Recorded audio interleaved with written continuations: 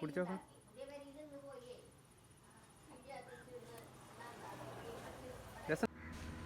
Hey guys, നമ്മളിന്ന് ഉണ്ടാക്കാൻ പോകുന്നത് ഒരു സേമിയ പായസമാണ്. അതിൻ്റെ റെസിപ്പി എന്തൊക്കെയാണെന്ന് നോക്കാം.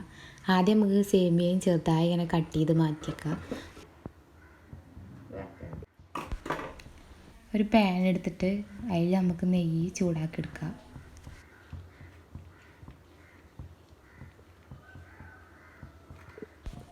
ചൂടായ നെയ്യിലേക്ക് നമുക്ക് ഇനി അണ്ടിപ്പരിപ്പും മുന്തിരിയും ഒന്ന് വറുത്ത് മാറ്റിയേക്കാം.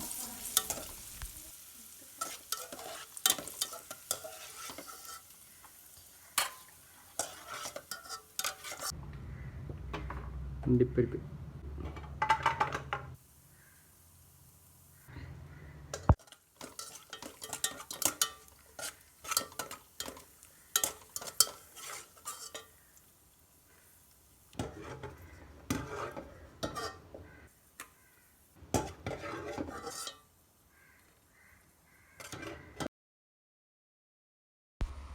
എന്നിട്ട് നമുക്ക് അണ്ടിപ്പരിപ്പ് മുന്തിരി വറുത്തെടുത്ത് ജസ്റ്റ് ഒന്ന് മാറ്റിയേക്കാം.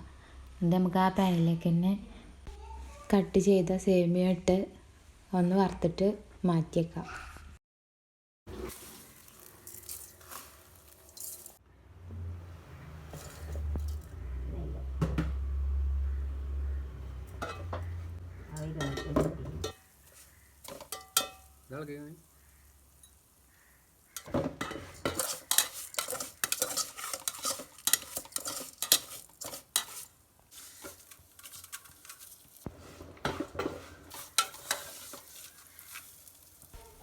സേമിയ ഏകദേശം വറുത്തിട്ട് ഈ ഒരു ബ്രൗൺ കളറായ നമുക്ക് എടുത്തിട്ട് മാറ്റിയേക്കാം.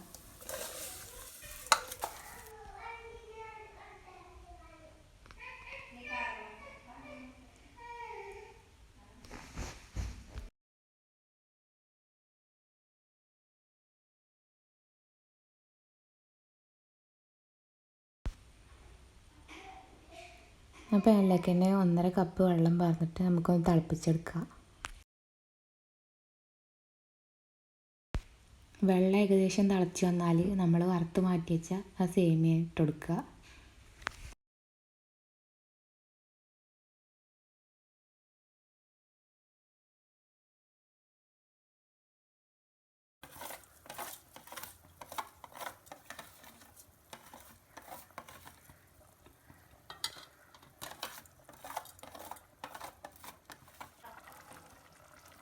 ആവശ്യമൊന്നുമില്ല അല്ലേ?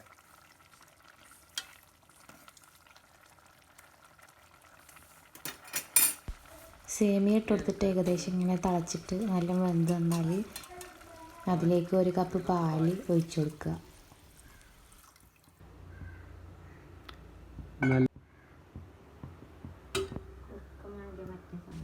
പാലൊഴിച്ച് കഴിഞ്ഞാൽ ഇങ്ങനെ നന്നായിട്ട് ഇളക്കി കൊടുക്കുക, അല്ലെങ്കിൽ അടി പിടിക്കാനുള്ള ചാൻസ് ഉണ്ട്.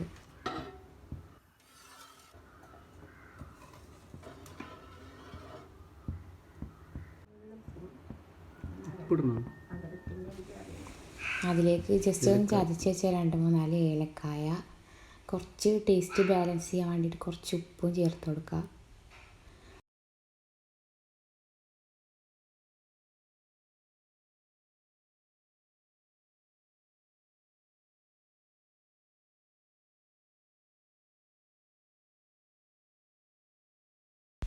എന്നിട്ട് നന്നായിട്ടൊന്ന് മിക്സ് ചെയ്ത് കൊടുക്കുക. എന്നിട്ട് അതിലേക്ക് നമ്മൾ ഫ്രൈ ചെയ്ത് മാറ്റി വെച്ച അണ്ടിപ്പരിപ്പും മുന്തിരി ഇട്ട് കൊടുക്കുക. ഇനി അതിലേക്ക് മിൽക്ക് മെയ്ഡ് ആഡ് ചെയ്ത് കൊടുക്കുക. നമുക്ക് എത്ര വേണ്ടിച്ചാൽ നമ്മുടെ ആവശ്യത്തിനനുസരിച്ചിട്ട് ആഡ് ചെയ്ത് കൊടുക്കുക.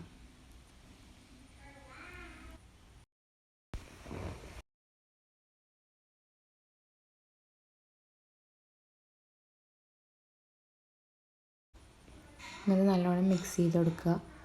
എന്നിട്ട് നമുക്ക് പിന്നെ ആവശ്യത്തിനനുസരിച്ചിട്ട് നമുക്ക് ഷുഗർ ചേർത്ത് കൊടുക്കുക.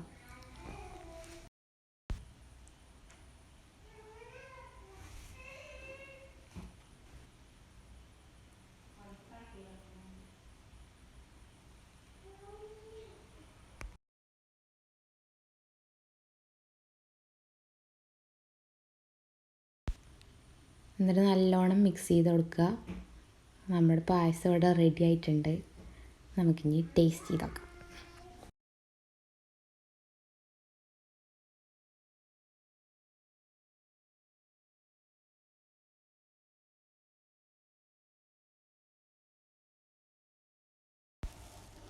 അപ്പോൾ നമ്മൾ നമ്മുടെ ജാനു ബേബിനായിട്ട് ടേസ്റ്റ് ചെയ്യിപ്പിച്ച് നോക്കുകയാണ്.